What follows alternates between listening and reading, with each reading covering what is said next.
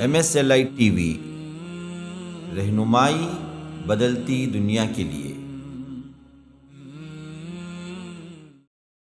حلال و حرام کا کوئی تصور نہ ہو، کروڑوں کمائے، کئی بلڈنگیں کھڑی کر دے، لیکن یہ چیزیں اس کو کام آنے والی نہیں، بلکہ جتنا وہ کمائے گا اتنا ہی اللہ تعالیٰ کے پاس حساب دینے کے لیے کھڑا ہوگا۔ اسی وجہ سے رسول اللہ نے ارشاد فرمایا کہ میری امت کے فقراء، میری امت کے مساکین، میری امت کے غریب اور نادار لوگ، میری امت کے مالدار لوگوں سے 500 سال پہلے جنت میں جائیں گے۔ کیوں؟ اس لیے کہ سوال جواب ہی نہیں، اللہ کے ساتھ شرک کرتے ہوئے، غیر اللہ کے نیازیں دیتے ہوئے، 11ویں 12ویں جیسے فاتحات غیر اللہ کے نام پر کرتے ہوئے، اللہ تعالیٰ کی بارگاہ کے علاوہ کسی اور درگاہ پر سجدہ کرتے ہوئے، کسی اور کو ماوا و ملجا سمجھتے ہوئے کہ ان سے خوف کھا کر معاملات کو بگاڑنے کا عقیدہ رکھنا یا انہی سے سب کچھ اپنی امیدیں لگائے رکھنا اللہ کو چھوڑ کر، یہ وہ چیزیں ہیں جو توحید کے منافی ہیں، انسان کو شرک میں داخل کرتی ہیں، جس کی بنیاد پر کتنا ہی اچھا عمل لوگوں کے درمیان میں اس کو سمجھا جائے لیکن اللہ کے پاس قبول نہیں، وہ اچھا عمل نہیں، کیونکہ اچھے عمل کی بنیاد توحید پر ہے۔ اللہ نے فرمایا وَلَقَدْ ذَرَأْنَا لِجَهَنَّمَ كَثِيرًا مِنَ الْجِنِّ وَالْإِنسِ، ہم نے بہت سوں کو جہنم کے لیے پیدا کیا، اللہ تعالیٰ ہم کو ان سے بچائے، اہل جنت میں اللہ میں داخل فرمائے۔ لیکن ان کی صفات اللہ نے بیان فرما دی، یہ کیسے لوگ ہیں؟ ان کو دیکھ کر تو پہچان سکو گے جو اپنے مقصد کو نہیں پہچان رہے ہیں، جو جہنم کے لیے پیدا کیے گئے۔ کیا ہے؟ لَهُمْ قُلُوبٌ لَا يَفْقَهُونَ بِهَا، ان کے دل ہیں لیکن ان دلوں سے ان کو سمجھ نہیں آتی، حق سامنے آتا بتلایا جاتا ہے لیکن ان کے دماغوں میں، ان کے دلوں میں نہیں گھستا، اپنے باپ دادا کے وتیرے پر چلتے ہیں، نہیں جی کہ ہمارے آبا و اجداد ایسے ہی کرتے چلے، انا وجدنا آباءنا، ہمارے باپ دادا کو ہم نے ایسے ہی پایا۔ یہ شرک ہمارے باپ دادا کو نہیں معلوم تھا کیا؟ قرآن کی آیات کو ٹھکراتے ہیں، رسول اللہ کی احادیث سنائی جاتی ہیں تو بھاگتے ہیں۔ فرت من قسورہ، اللہ نے فرمایا کہ ان کے سامنے حق پیش کیا جاتا ہے تو ایسے ڈر کے بھاگتے ہیں جیسے گدھے بھاگتے ہیں شیر کو دیکھ کر۔ اللہ نے مثال دی، سننا نہیں چاہتے۔ لہم قلوب لا یفقہون بہا ولہم آذان لا یسمعون بہا، اور ایسے کو ہم کہتے ہیں یہ کتا ہے، یہ جو گدھا ہے، یہ جو کیڑا ہے ٹھیک ہے، لیکن اس انسان سے بہتر ہے جو اپنے رب کو نہیں پہچانا، اس انسان سے بہتر ہے جو اپنے رب کی عبادت میں داخل نہیں ہوا، اس انسان سے بہتر ہے جو ایمان میں، جس کے دل کے اندر جو جاگبزی نہیں ہوا، اس انسان سے بہتر ہے جو اللہ کو چھوڑ کر اس کی جبین نیاز جے درگاہوں پر، پتھروں پر، درختوں پر، انسانوں کے قدموں پر جو جبین نیاز جھکتی ہے، جو سجدے کرتا ہے نا، وہ انسان اس سے بہتر وہ گندی نالے کے گندا کیڑا۔ کہیں چوری ہو گئی، کوئی نقصان ہو گیا، مال کے اندر کمی، جانوں کے اندر کمی، ہمارا کوئی عزیز ہم سے جدا ہو گیا، کسی کی بیوی، کسی کا بچہ، کسی کا بھائی، اور اس مرکز کے لیے سب سے بڑا خسارہ ہمارے حافظ جاوید ربانی صاحب کا انتقال کر جانا اچانک اللہ کی مشیت سے، بہت بڑا خسارہ، بہت بڑا خسارہ اس مرکز کے لیے، بڑی مشکل سے پر ہوگا یہ مقام۔ ہمیں اور آپ کو معلوم ہے کہ انہوں نے اس مرکز کو قائم کرنے کی کتنی محنتیں کی، کتنا کچھ اپنا وقت لگایا، اور اپنی زندگی کا ایک بہت بڑا حصہ اس مرکز کے قیام کے پیچھے انہوں نے صرف کیا۔ اللہ قبول فرمائے۔ ان الحمد للہ نحمده ونستعینه ونستغفره ونؤمن به ونتوکل علیہ ونعوذ باللہ من شرور انفسنا ومن سیئات اعمالنا، من يهده الله فلا مضل له ومن يضلل فلا هادي له، ونشهد أن لا إله إلا الله وحده لا شريك له، ونشهد أن محمدًا عبده ورسوله، أرسله بالحق بشيرا ونذيرا وداعيا إلى الله بإذنه وسراجا منيرا أما بعد، فإن خير الحديث كتاب الله، وخير الهدي هدي محمد صلى الله عليه وسلم، وشر الأمور محدثاتها، وكل محدثة بدعة، وكل بدعة ضلالة۔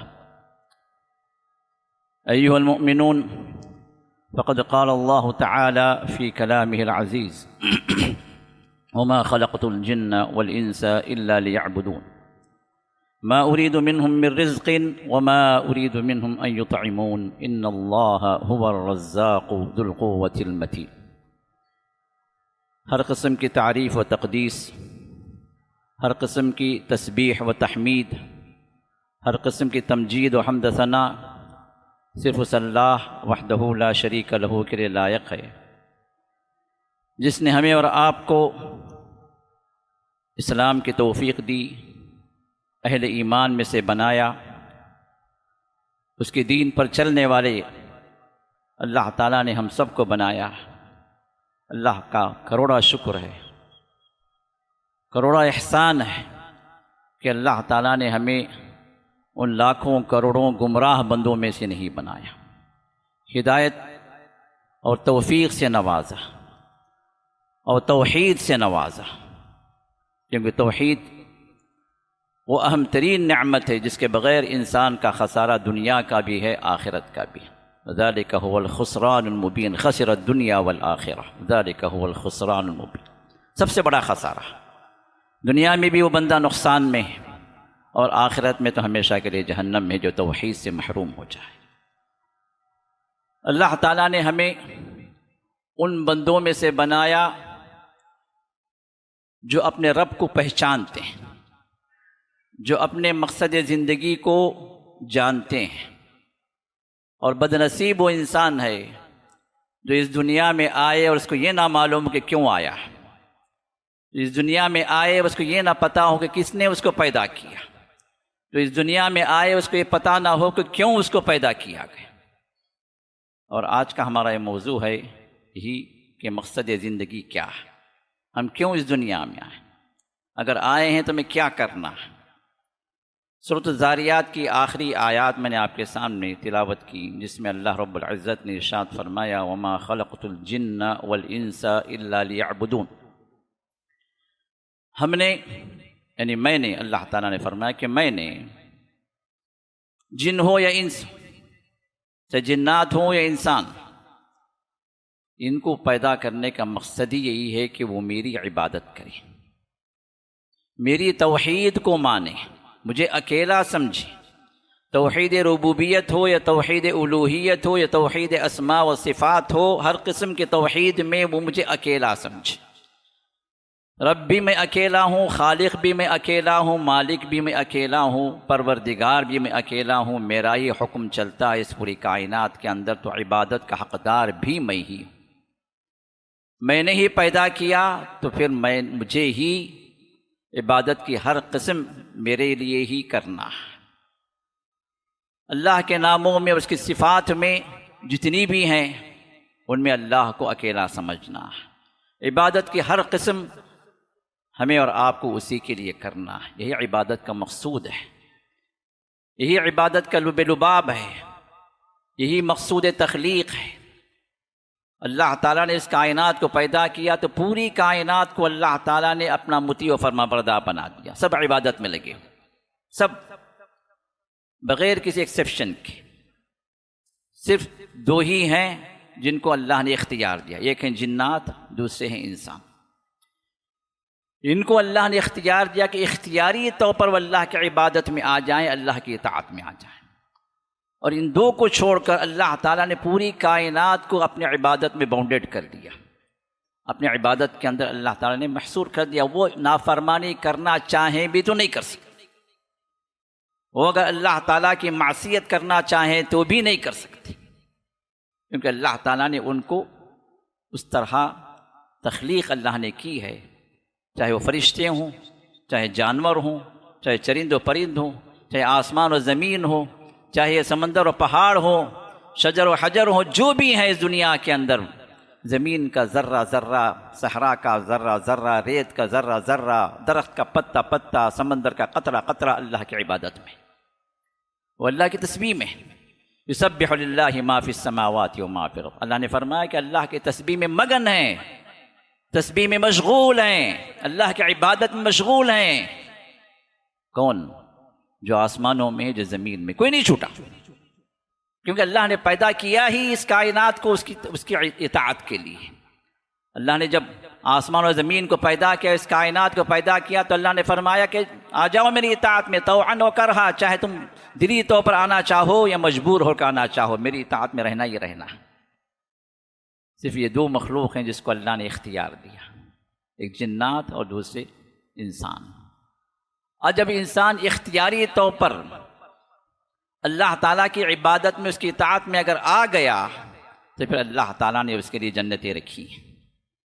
اگر وہ اپنی اختیاری طور پر اللہ کی نافرمانی میں مشغول رہا، اللہ کی اطاعت سے دور رہا، اس دین کو چھوڑ دیا، اس دین کے احکام سے وہ دور ہو گیا، تو وہ اختیاری طور پر اپنے آپ کو جہنم کی راہ کی طرف لے کر گیا، تو ٹھکانہ اس کا جہنم ہوگا۔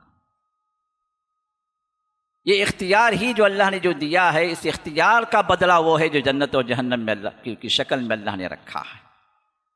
اور چونکہ دوسروں کو اختیار نہیں ہے، تو اس لیے ان کو جنت اور جہنم کا مسئلہ بھی نہیں، ان کے لیے سوال و جواب کا مسئلہ بھی نہیں ہے، وہ اللہ تعالیٰ کی اطاعت میں مگن ہے، مشغول ہیں، اسی کے لیے پیدا کیا گیا۔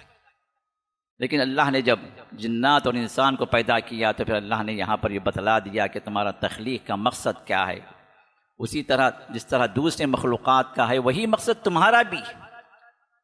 جس طرح وہ عبادات میں مشغول ہیں، وہ اللہ کی اطاعت میں مشغول ہیں، اس کا ایک لمحے کے لیے بھی اس کی نافرمانی وہ کر نہیں سکتے، تمہیں بھی یہی حکم دیا جا رہا ہے کہ تم اپنے اختیار سے اس اطاعت کو اختیار کر لو، اپنے اختیار سے اللہ کی بندگی میں آ جاؤ، اپنے اختیار سے اللہ کے حکم کو اپنی زندگی میں امپلیمنٹ کرو، اپنے اختیار سے اللہ تعالیٰ پر ایمان اور ایمانیات کے جو ارکان ہیں، ان ارکان کو قبول کرو اور اس کے مطابق اپنی زندگی گزارو، تو پھر تمہارے لیے کیا ہے؟ اللہ تعالیٰ کی ابدی جنتیں ہیں، جہنم سے بچاؤ ہے۔ اللہ نے فرمایا کہ کامیابی کیا ہے، فرمایا فَمَن زُحْزِحَ عَنِ النَّارِ وَأُدْخِلَ الْجَنَّةَ فَقَدْ فَازَ۔ جو جہنم سے بچا لیا گیا، جہنم سے ہٹا دیا گیا، زحزح کہتے ہیں ہٹا دینا، فَمَن زُحْزِحَ عَنِ النَّارِ، جو جہنم سے ہٹا دیا گیا، دور کر دیا گیا، اور جہنم سے دور کیا گیا تو جائے گا کدھر؟ وَأُدْخِلَ الْجَنَّةَ، اور جنت میں داخل کر دیا گیا۔ جہنم سے بچا دینا اور جنت میں داخل کر دینا، تو پھر فقد فاز، حقیقت میں کامیاب یہ ہوا۔ دنیا کے اندر انسان منمانی کرے، حلال و حرام کا کوئی تصور نہ ہو، کروڑوں کمائے، کئی بلڈنگیں کھڑی کر دے، لیکن یہ چیزیں اس کو کام آنے والی نہیں، بلکہ جتنا وہ کمائے گا اتنا ہی اللہ تعالیٰ کے پاس حساب دینے کے لیے کھڑا ہوگا۔ اسی وجہ سے رسول اللہ نے ارشاد فرمایا کہ میری امت کے فقراء، میری امت کے مساکین، میری امت کے غریب اور نادار لوگ، میری امت کے مالدار لوگوں سے 500 سال پہلے جنت میں جائیں گے۔ کیوں؟ اس لیے کہ سوال جواب ہی نہیں، مال کے سلسلے میں کوئی پوچھ ہی نہیں ہے۔ جب اللہ نے ان کو دیا ہی نہیں مال، تو پھر پوچھے گا کہاں سے؟ اور جن کو دیا، جتنی نعمتیں اللہ نے دی ہیں، اتنی نعمتوں کا اس کو جواب بھی دینا ہے۔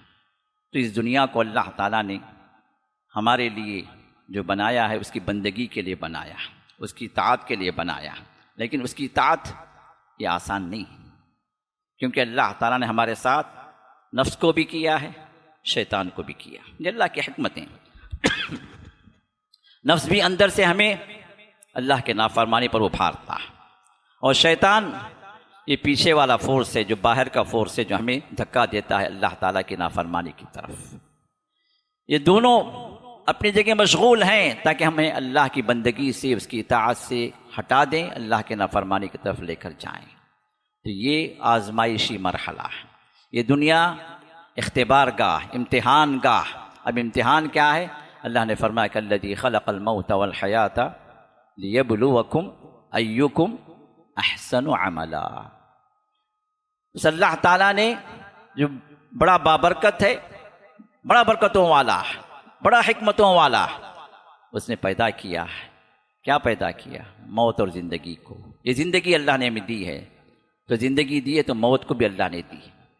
تو یہ موت و حیات اس کو اللہ نے بنایا ہے کس لیے؟ لیبلوکم ایکم احسن عملا، تاکہ وہ اللہ تمہیں آزمائے، وہ اللہ تعالیٰ تمہیں ابتلاءات میں ڈالے، وہ اللہ تعالیٰ اپنے آزمائشوں میں ڈال کر یہ دیکھے. اللہ کو تو معلوم ہے ہم کیا کریں گے، کہاں جائیں گے، کس چیز کے مقدار ہیں، جنت میں جائیں گے جہنم میں جائیں گے، یہ اللہ کا علم ہے اور یہی تقدیر ہے. لیکن آپ کیا ہیں اپنے آپ کو ثابت کریں. ہم کیا ہیں، اہل جنت میں سے ہو سکتے ہیں یا اہل جہنم میں سے ہو سکتے ہیں. اپنے ایمان و عمل کے ذریعے سے ہمیں ظاہر کرنا، ہمیں ثابت کرنا. جیسے ایک بچہ والدین کی اولاد ہے، ماں باپ کو معلوم ہے کہ ان کی اولاد کس طرح کی ہے، کون سا بچہ کس طبیعت کا ہے، کس قسم کا ہے، اس کے کیا جو ہے کوالٹیز ہیں، کیا جو ہے اس کے اندر جو ہے صلاحیتیں ہیں، وہ کن چیزوں کو کر سکتا ہے کن کو نہیں کر سکتا ہے. والدین کو اپنا ایک اندازہ ہوتا ہے، لیکن اس کے باوجود بھی والدین جو ہے بچے کو آزماتے ہیں، اس کو ٹرائل دیتے ہیں، اس کو کچھ کرنے کا حکم دیتے ہیں، یہ ثابت کرنے کے لیے بچہ کر سکتا ہے نہیں کر سکتا. یہ تو جو والدین کا اندازہ ہوتا ہے، جو صحیح بھی ہو سکتا ہے غلط بھی ہو سکتا ہے. لیکن اللہ کا جو اندازہ نہیں ہے، وہ اللہ کا یقین علم ہے اور یہی تقدیر ہے. اللہ کو معلوم ہے ہر بندہ کیا ہے، اسی نے پیدا کیا.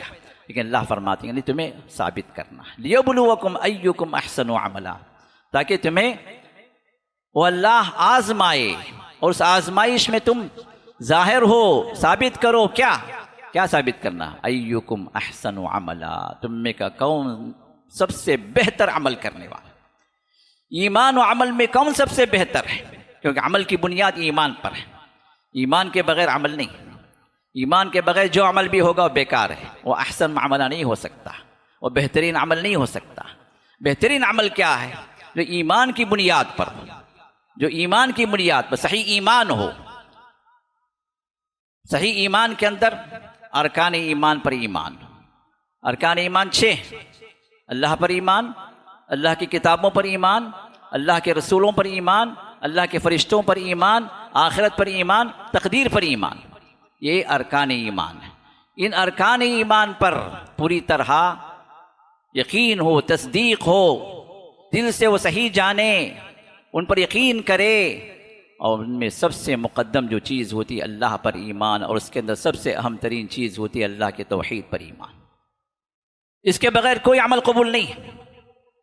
اللہ کے ساتھ شرک کرتے ہوئے، غیر اللہ کے نیازیں دیتے ہوئے، 11ویں 12ویں جیسے فاتحات غیر اللہ کے نام پر کرتے ہوئے، اللہ تعالیٰ کی بارگاہ کے علاوہ کسی اور درگاہ پر سجدہ کرتے ہوئے، کسی اور کو ماوا و ملجا سمجھتے ہوئے، کسی اور کو داتا سمجھتے ہوئے، کسی اور کو دیوتا سمجھتے ہوئے، کسی اور سے جو امیدیں لگا کر ان سے جو ہے شفا، ان سے جو ہے حاجت طلبی، ان سے جو ہے معاملات کو سدھارنا، یا کہ ان سے خوف کھا کر معاملات کو بگاڑنے کا عقیدہ رکھنا، یا انہی سے سب کچھ اپنی امیدیں لگائے رکھنا اللہ کو چھوڑ کر، یہ وہ چیزیں ہیں جو توحید کے منافی ہی انسان کو شرک میں داخل کرتی ہیں، جس کی بنیاد پر کتنا ہی اچھا عمل لوگوں کے درمیان میں اس کو سمجھا جائے لیکن اللہ کے پاس قبول نہیں، وہ اچھا عمل نہیں. کیونکہ اچھے عمل کی بنیاد توحید پر ہے، ایمان پر ہے. یہ بنیاد ہے. اگر یہ بنیاد اگر ہے تو پھر جو عمل بھی تھوڑا سا بھی آپ کریں گے اللہ کے پاس وہ اچھا عمل ہے، جس کے اندر 2 شرطیں ہوں. ایک شرط وہ اللہ کے لیے کیا جائے.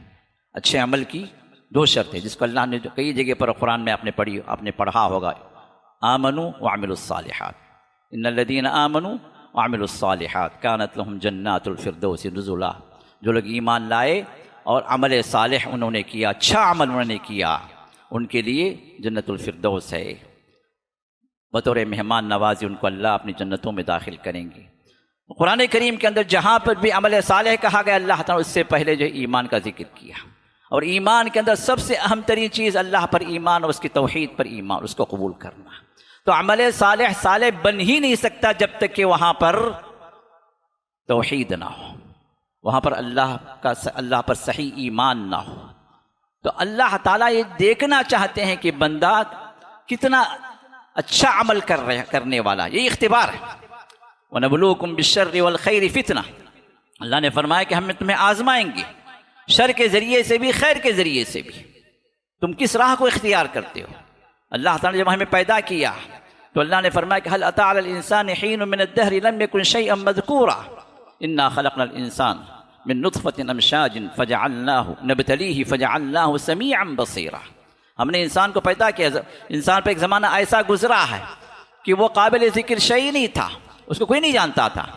آج سے اگر 100 سال پہلے کہ ہم اور آپ موجود تھے، کوئی ہمیں جانتا تھا کہ فلاں صاحب آئیں گے دنیا کے اندر، یہ کر کے جائیں گے؟ کون جانتا تھا؟ کوئی قابل ذکر انسان شیء ہی نہیں ہے۔ پھر اللہ تعالیٰ نے کیا کیا؟ پھر اللہ نے انا خلقنا الانسان، ہم نے انسان کو پیدا کیا، من نطفۃ امشاج نبتلی، پھر کیسے پیدا کیا؟ ماں اور باپ کے نطفے سے، ان کے پانی سے اللہ نے پیدا کیا۔ یہ انسان کی حقیقت ہے۔ کیوں پیدا کیا؟ نبتلی، آزمانے کے لیے۔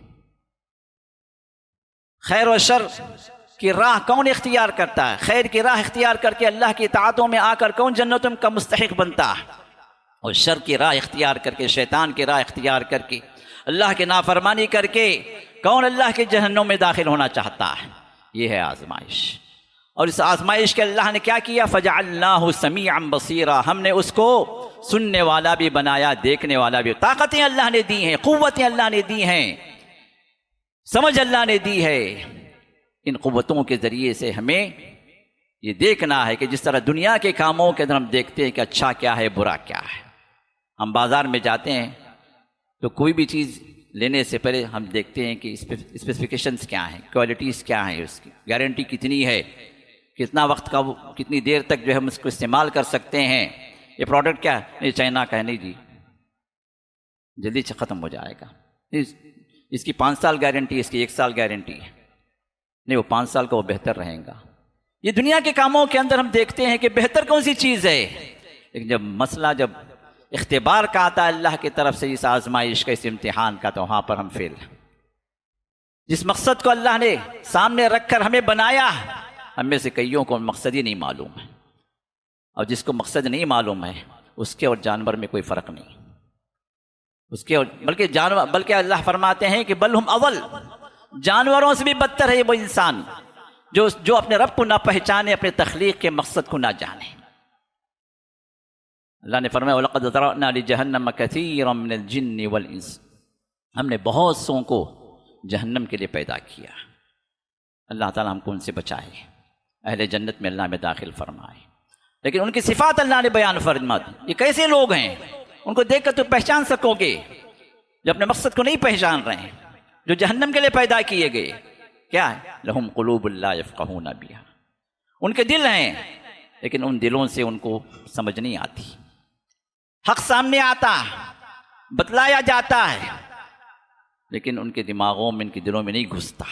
اپنے باپ دادا کے وتیرے پر چلتے ہیں، نہیں جی یہ ہمارے آبا و اجداد ایسے ہی کرتے چلے، انا وجدنا آباءنا، ہمارے باپ دادا کو ہم نے ایسے ہی پایا۔ یہ شرک ہمارے باپ دادا کو نہیں معلوم تھا کیا؟ اب جمعہ 8 دن آپ آ کے ہمیں بتا رہے، وہ سب گمراہ تھے کیا؟ وہ سب جہنم میں جائیں گے کیا؟ کون کہاں جائے گا اس کا آپ سے کوئی لینا دینا نہیں ہے، آپ کہاں جائیں گے یہ سوچیں۔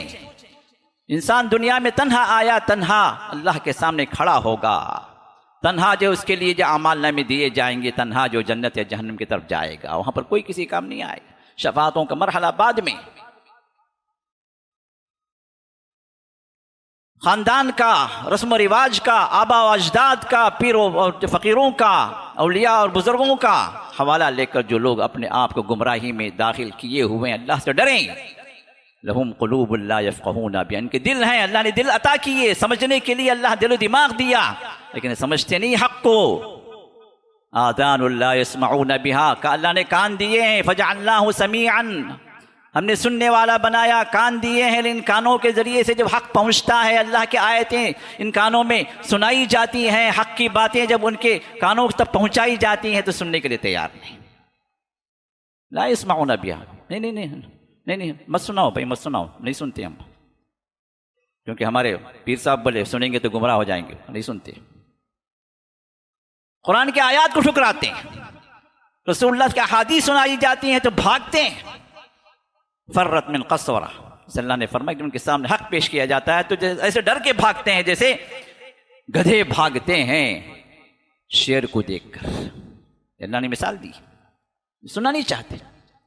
لہم قلوب لا یفقہون بہا ولہم آذان لا یسمعون بہا، اور پھر اللہ نے آگے فرمایا اولئک کالانعام، یہ جانوروں کی طرح، کوئی سمجھ نہیں ہے۔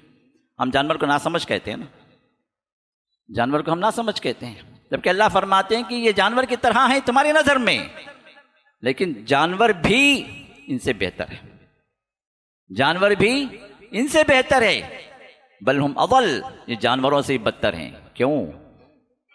جانوروں میں اچھے بھی ہیں، ہماری نظر میں حقیر بھی ہیں، کتا بھی ہے، بلی بھی ہے، سور بھی ہے، گدھا بھی ہے، گندی نالی کا گندا کیڑا بھی ہے، گوبر کا کیڑا بھی ہے، سب اس کے اندر آ گئے۔ تو اللہ فرماتے ان سے بھی یہ بدتر ہے انسان، جو اللہ کو نہ پہچانے، اپنے رب کو نہ پہچانے، اللہ کی بندگی میں نہ آئے، اس کو معلوم نہ ہو کہ اللہ نے کیوں پیدا کیا، رب کی اطاعت کیسے ہو، اور رب کی اطاعت سے، رب کی عبادت سے جو انسان متنفر ہو، بھاگے، وہ انسان اس گندی نالی کے گندے کیڑے سے بھی بدتر ہے۔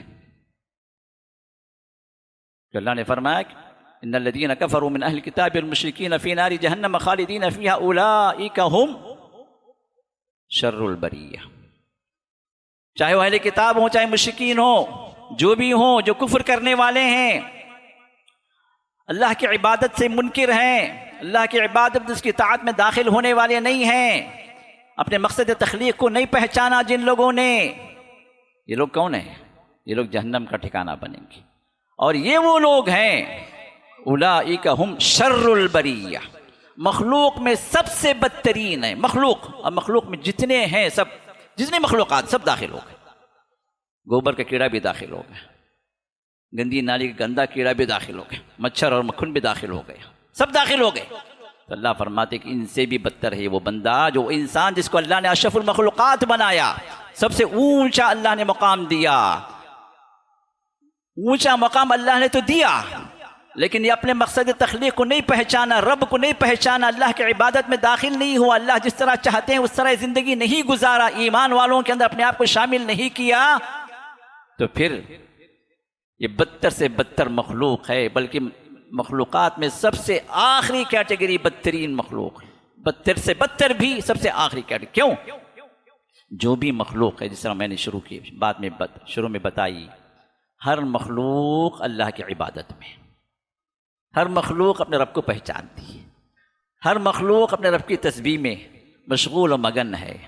بارش ہوتی ہے، ہم کہتے ہیں کہ جب یہ بارش کا جو کیڑا ہے ٹر ٹر ٹر ٹر کہتا ہے، ہمیں بیزار لگتا ہے کہ کیا بے ٹر ٹراٹ ہے، لیکن وہ ٹر ٹر کہنا، آپ کو کیا پتا کہ اللہ کی تسبیح کر رہا۔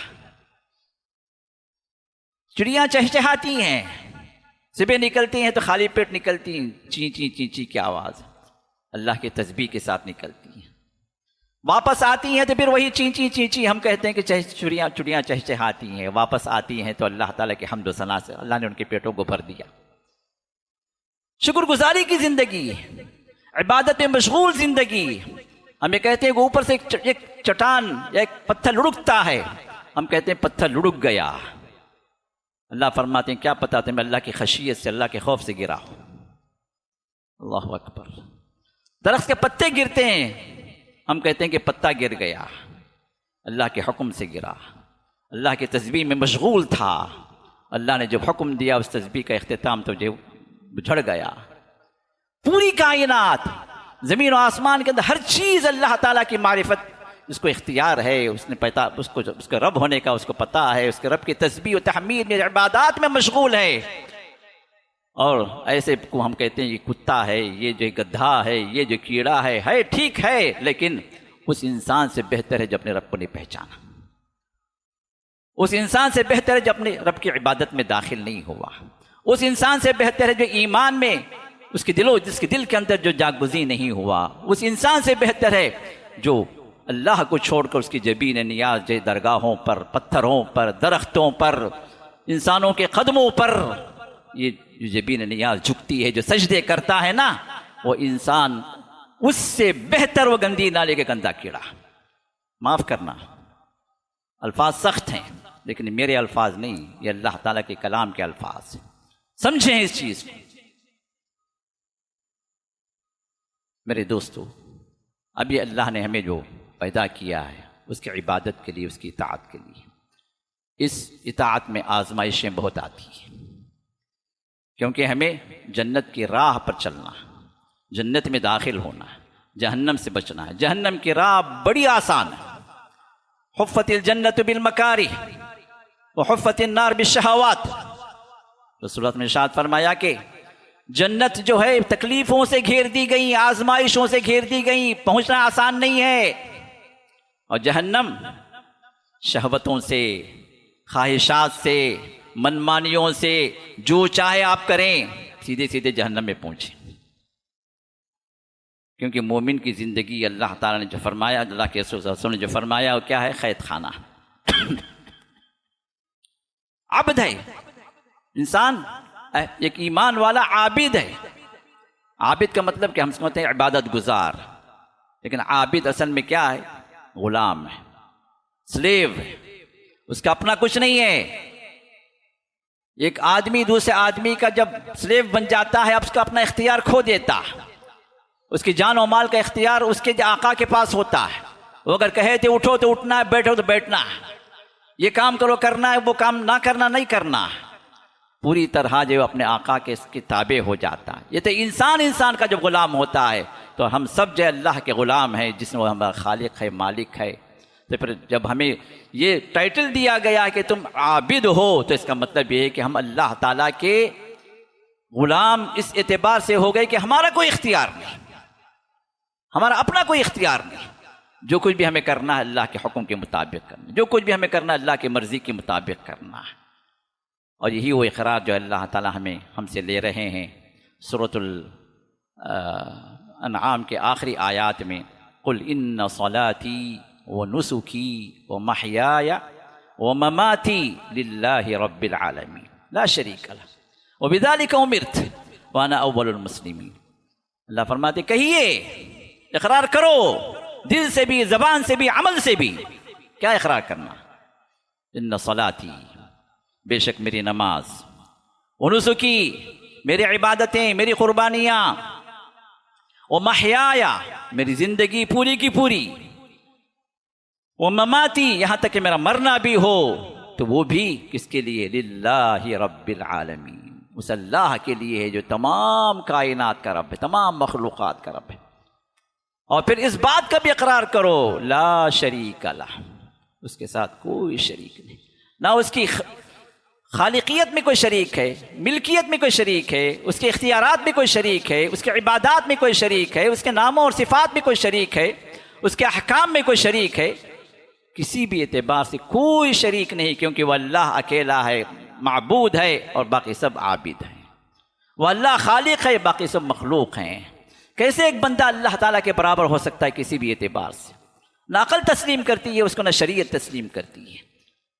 جب بندہ شریعت سے نکل جائے تو پھر اس کی عقل بھی جو ہے مار کھا جاتی ہے، اس کی عقل بھی سوچنے سمجھنے کی صلاحیت ختم ہو جاتی ہے۔ اس لیے اللہ نے فرمایا فبہت الذی کفر، جو انسان کافر ہو وہ مبہوت ہو جاتا ہے، سامنے کی بات سمجھ میں نہیں آتی، دل ہے سمجھنے کے تیار نہیں، کان ہے سننے کے لیے تیار نہیں، زبان ہے حق بولنے کے لیے جو کترا جاتا ہے۔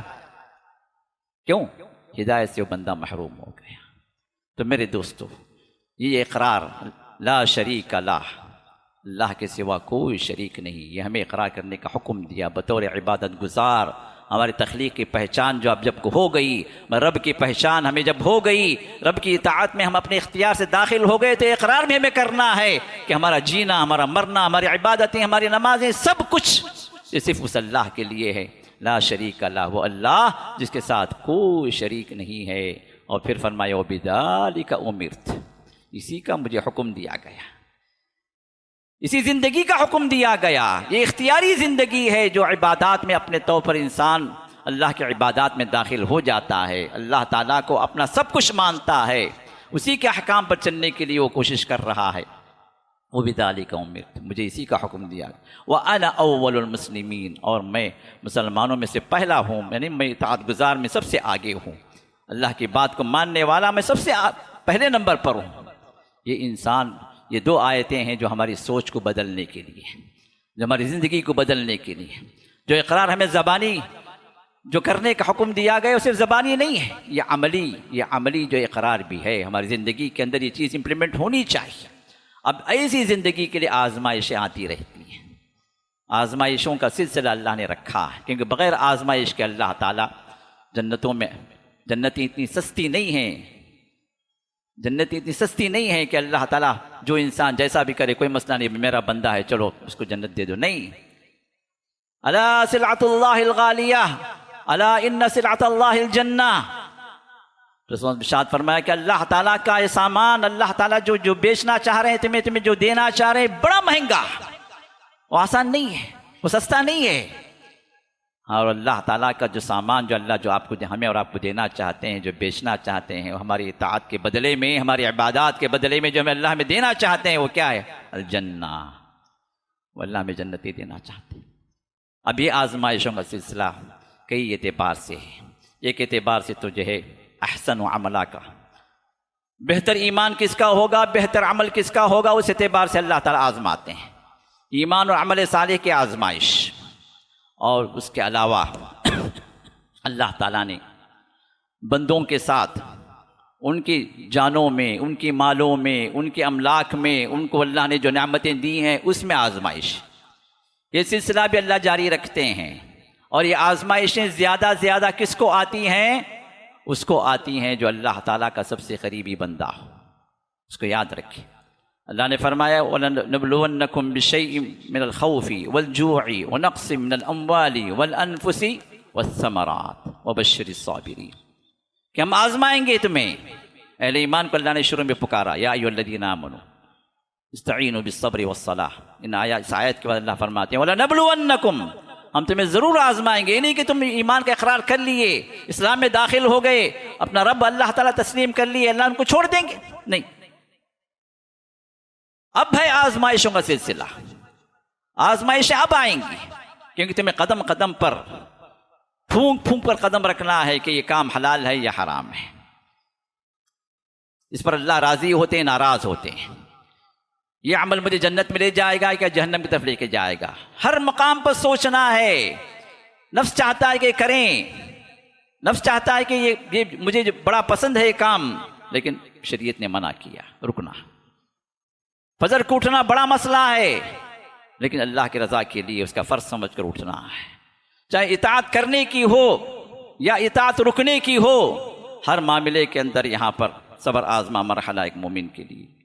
اب یہاں پر یہ آزمائشوں کا سلسلہ اللہ چلاتے ہیں، اور یہ آزمائشیں ایک تو روحانی ہوتی ہیں، ہمارے ایمان و عمل صالح سے متعلق ہوتی ہیں، اور دوسرا جو یہ آزمائشیں جو حسی ہوتی ہیں، میٹیریلی ہوتی ہیں، ہمارے جسم سے متعلق ہوتی ہیں، ہمارے مالوں سے متعلق ہوتی ہیں۔ اللہ نے فرمایا بِشَيْءٍ مِّنَ الْخَوْفِ وَالْجُوعِ، ہم آزمائیں گے تمہیں خوف سے، جو سے، جو کا مطلب بھوک سے، فقر و فاقے سے، اور پھر فرمایا وَنَقْصٍ مِّنَ الْأَمْوَالِ وَالْأَنفُسِ وَالثَّمَرَاتِ، تمہارے مالوں میں کمی کر کے، تمہارے جانوں میں کمی کر کے، تمہارے پھلوں میں کمی کر کے نقصان۔ ابھی کل بات سامنے آئی کہ اس مرتبہ جو ہے آم کی فصل بڑی خراب نکلی، آم کم ہو گئے، آزمائش ہے، پھلوں میں کمی ہو گئی، مالوں کے اندر کمی ہو گئی، کاروبار کے اندر خسارہ ہو گیا، کہیں چوری ہو گئی، کوئی نقصان ہو گیا، مال کے اندر کمی، جانوں کے اندر کمی، ہمارا کوئی عزیز ہم سے جدا ہو گیا، کسی کی بیوی، کسی کا بچہ، کسی کا بھائی۔ اور اس مرکز کے لیے سب سے بڑا خسارہ ہمارے حافظ جاوید ربانی صاحب کا انتقال کر جانا اچانک اللہ کی مشیت سے، بہت بڑا خسارہ، بہت بڑا خسارہ اس مرکز کے لیے، بڑی مشکل سے پر ہوگا یہ مقام۔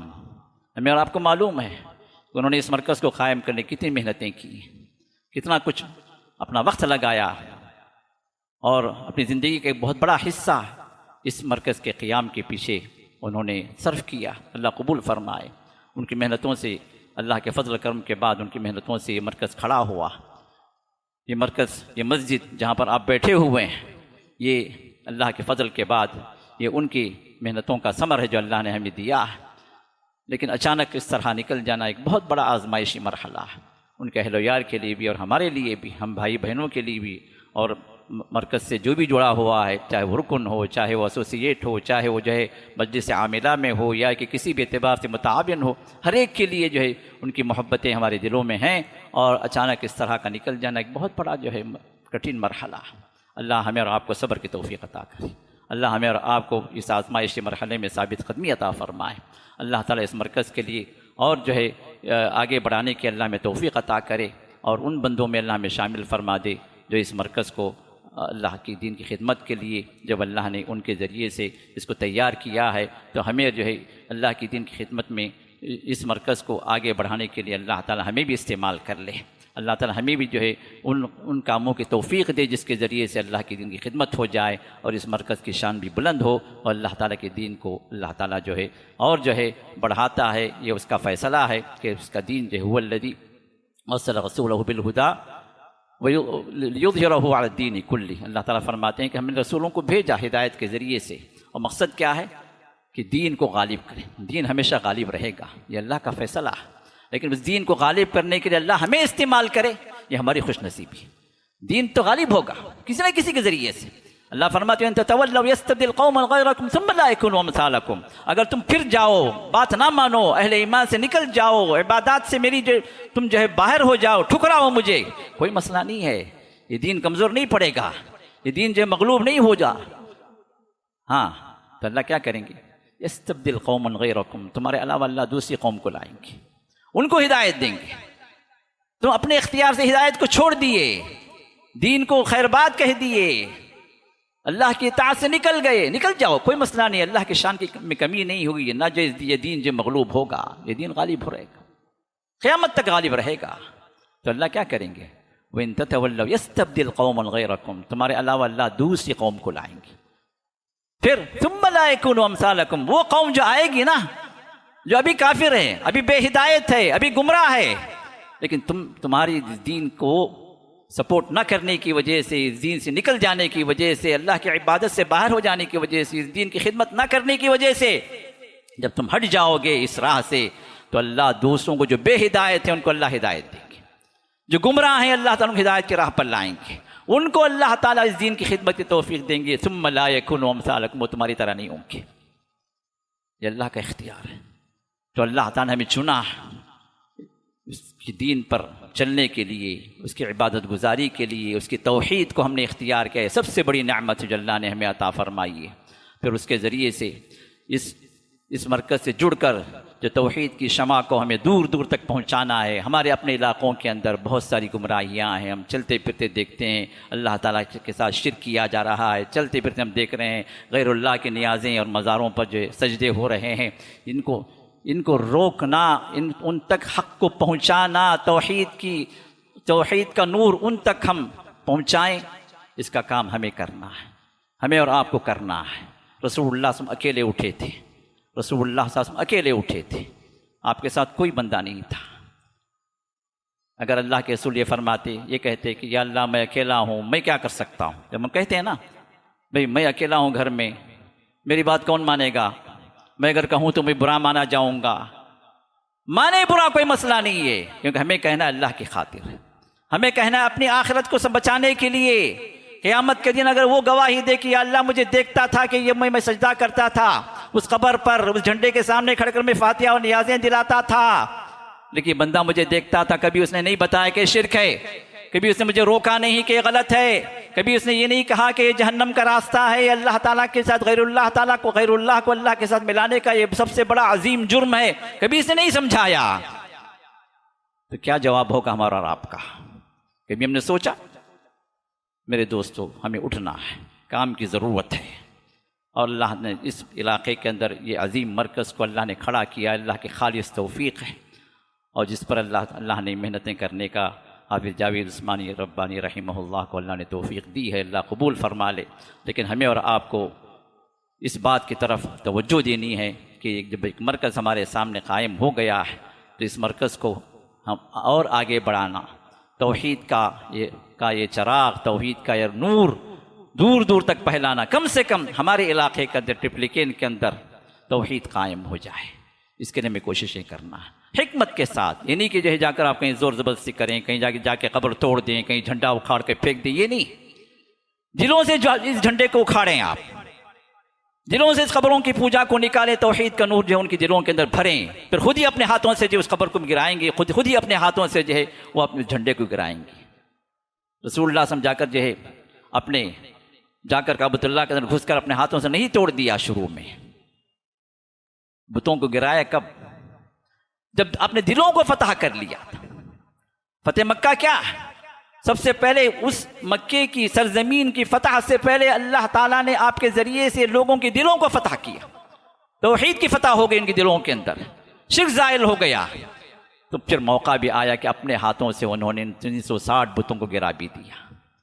ہمیں یہ کرنا، ہمیں کہیں زور زبردستی نہیں کرنا، کہیں جا کر جو جھنڈے کو کاٹنا نہیں، اکھاڑنا نہیں ہے، کہیں کسی قبر کو جو مسمار نہیں کرنا۔ جو لوگ اس پر جو ہے موجود ہیں، اس عقیدے پر، ان کے دلوں کے اندر آپ صحیح عقیدہ لائیں، یہ کوشش کریں، اللہ سے دعائیں کریں، محنتیں بھی کریں۔ اگر آپ نہیں کر سکتے تو ان کو مرکز سے جوڑیں، مرکز کے علماء سے لا کر جوڑیں، مرکز کے اراکین سے لا کر جوڑیں۔ یہاں سے جو چھپا ہوا میٹیریل ہے یا کہ خطبات ہیں، اور اس موضوع پر جو حافظ جاوید عثمانی ربانی صاحب کے بہت سارے خطابات ہیں، کوئی نہ کوئی خطاب، کوئی نہ کوئی جو ہے ویڈیو کلپ یا آڈیو کلپ ان تک پہنچائیں۔ ہو سکتا ہے آپ کی ایک لمحے کی یہ محنت اللہ قبول کر لے، ان کی زندگی بدل دے۔ ہدایت اللہ کے ہاتھ میں، کوششیں ہماری ہیں۔ اللہ نے رسولوں کو بھی فرما دیا، وما علیک الا البلاغ، اے نبی آپ کا کام تو یہ ہے کہ آپ سے پہنچا دیں، پہنچانا ہمارا کام، باقی توفیق دینا، ہدایت پر لانا یہ اس رب العزت کی شان ہے، اس کا اپنا کام ہے۔ تو اس کے بعد پہنچانا ہمارا کام ہے، پھر اس کے بعد کا جو باقی رہ جاتا ہے کام، وہ دعائیں کرنا، ان کی ہدایت کے لیے ہم دعائیں کریں۔ تو انشاءاللہ اس کے ذریعے سے یہ کام آگے بڑھے گا انشاءاللہ، اور اللہ سے ہم دعا کرتے ہیں کہ اللہ تعالی ہمیں سب کو جو کچھ اس نے توفیق دی ہے اس کے مطابق عمل کرنے کی توفیق عطا فرمائے، ہماری عبادتوں کو، ہماری محنتوں کو، ہمارے اعمال صالحہ کو اللہ قبول فرما لے۔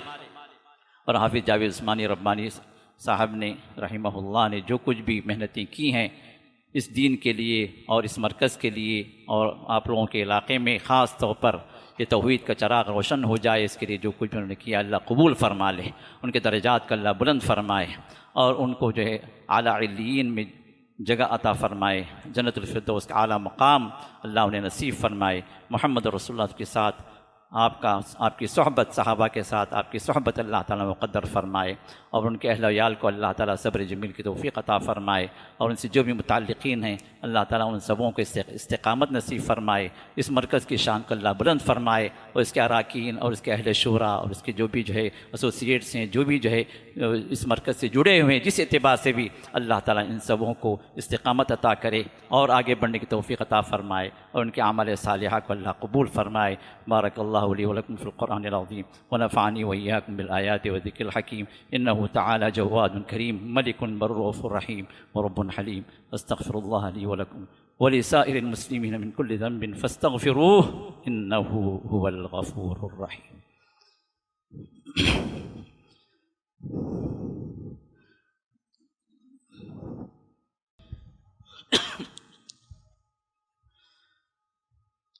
الحمد لله على إحسانه والشكر له على توفيقه وامتنانه، وأشهد أن لا إله إلا الله وحده لا شريك له تعظيما لشأنه، وأشهد أن محمدا عبده ورسوله الداعي إلى رضوانه، صلى الله وسلم عليه وعلى آله وصحبه وإخوانه وسلم عليه تسليما كثيرا كثيرا. أما بعد، فقد قال الله تعالى في شأن حبيبه وخليله: إن الله وملائكته يصلون على النبي يا أيها الذين آمنوا صلوا عليه وسلموا تسليما. اللهم صل على محمد وعلى آل محمد كما صليت على إبراهيم وعلى آل إبراهيم إنك حميد مجيد، وبارك على محمد وعلى آل محمد كما باركت على إبراهيم وعلى آل إبراهيم إنك حميد مجيد. وصل على جميع الأنبياء والمرسلين والملائكة المقربين والخلفاء الراشدين رضي الله عنهم أجمعين. اللهم أعز الإسلام والمسلمين وأذل الشرك والمشركين ودمر أعداء الدين واحم حوزة الإسلام يا أرحم الراحمين. اللهم فرج هم المهمومين من المسلمين ونفس كرب المكروبين وقض الدين عن المدينين واشف مرضانا ومرضى المسلمين وارحم موتانا وموتاهم أجمعين برحمتك يا أرحم الراحمين. إن الله يأمر بالعدل والإحسان وإيتاء ذي القربى وينهى عن الفحشاء والمنكر والبغي يعظكم لعلكم تذكرون. اذكروا الله يذكركم وادعوه يستجيب لكم ولذكر الله تعالى أكبر والله يعلم ما تصنعون. وأقيموا الصلاة.